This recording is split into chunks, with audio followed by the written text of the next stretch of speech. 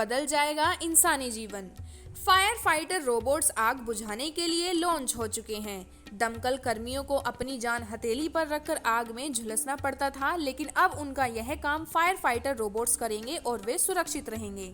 Hello friends, मैं हूं मीरा और आप देख रहे हैं साइंस मैनिक।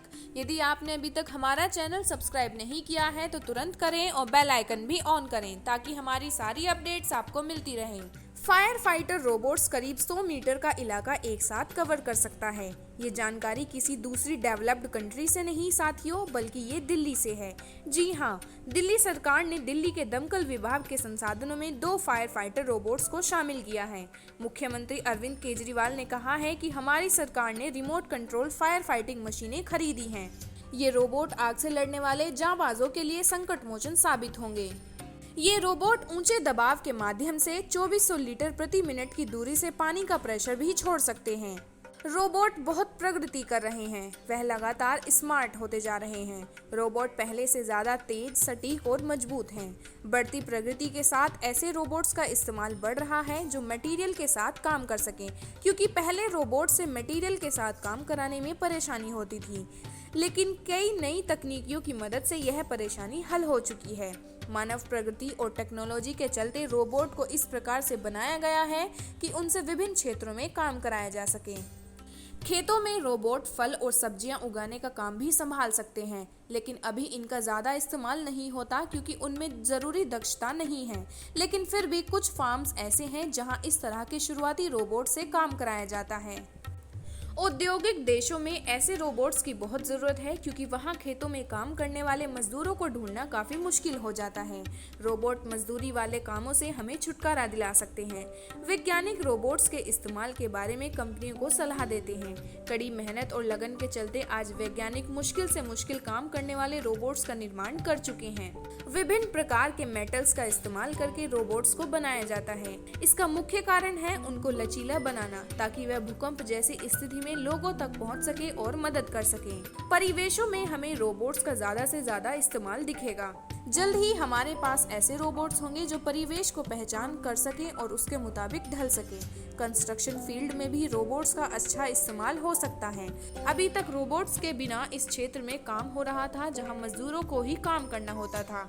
अब रोबोट्स की बनावट में बदलाव और तरक्की के कारण रोबोट्स को इंसानों जैसा काम करने का तरीका सिखाया जा रहा है। टेक्नोलॉजी की वजह से नौकरियां कम होती जा रही हैं, लेकिन उनकी जगह और बेहतर नौकरियां उपलब्ध हैं और ऐसा आगे भी होता रहेगा, क्योंकि आवश्यकता ही आविष्कार का आधार होता है। लेकिन क्या हमारे घरों में इंसानों की जगह रोबोट काम करते नजर आएंगे? फिलहाल के कुछ सालों में तो ऐसा नजर नहीं आता, लेकिन उम्मीद है कि आने वाले समय में रोबोट्स इंसानी काम को काफी बेहतर तरीके से कर पाएंगे। ऐसे रोबोट्स को तैयार करने के लिए काफी पैसा खर्च होता है। रोबोट्स इंसानों की तरह काम तो कर पाएंगे, लेकिन इसमें काफी रकम लगती है। बढ़ती प्रगति को देखकर तो यही लगता है कि हमारी आने वाली जिंदगी में रोबोट शामिल हो सकेंगे। इंसानी दिमाग में घुसकर इलाज करने वाला रोबोट तैयार हो चुका है। यह एक वैज्ञानिक करिश्मा है। इंसान के दिमाग में रोबोट्स भेजे जा सकेंगे। ये मानसिक बीमारियों या मेंटल डिसऑर्डर्स को ठीक करने का काम करेंगे। यह भले ही सुनने में अजीब लगे, लेकिन कैलिफोर्निया की कंपनी बायनोट लैब्स ने ऐसा ही एक मिनिएचर रोबोट तैयार किया है। कुछ ही समय बाद इंसानों पर इसका ट्रायल किया जाएगा। इन्हें माइक्रो रोबोट्स कहा जा रहा है। ये खास तरह से काम करेंगे। डीमेल की रिपोर्ट्स के मुताबिक इन माइक्रो रोबोट्स को खास तौर पर दिमाग से जुड़ी बीमारियों को ठीक करने के लिए प्रयोग में लिया जाएगा। बुलेट से भी छोटे माइक्रो रोबोट्स को इंजेक्शन की मदद से इंसान में पहुंचाया जाएगा। इसके बाद मैग्नेट की मदद से इन्हें दिमाग की तरफ ले जाया जाएगा। इसका ट्रायल किया गया है, हालांकि ह्यूमन ट्रायल अभी होना बाकी है। इसे विकसित करने वाली कंपनी का कहना है कि माइक्रो रोबोट्स की मदद से कैंसर वाले ट्यूमर्स, मिर्गी, पार्किंसन डिसीज, ब्रेन स्ट्रोक और डेड वॉकर सिंड्रोम का इलाज किया जा सकेगा।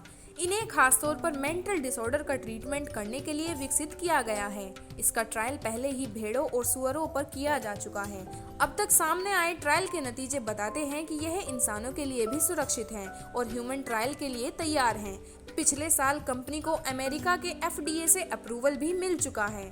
आपको बता दें कि one stand India private limited company ने डॉट नाम एक ह्यूमन रोबोट को विकसित किया है जो अलग अलग आवाज़ों को पहचानकर चेहरे की पहचान करने और हाव भाव को समझने की क्षमता रखता है।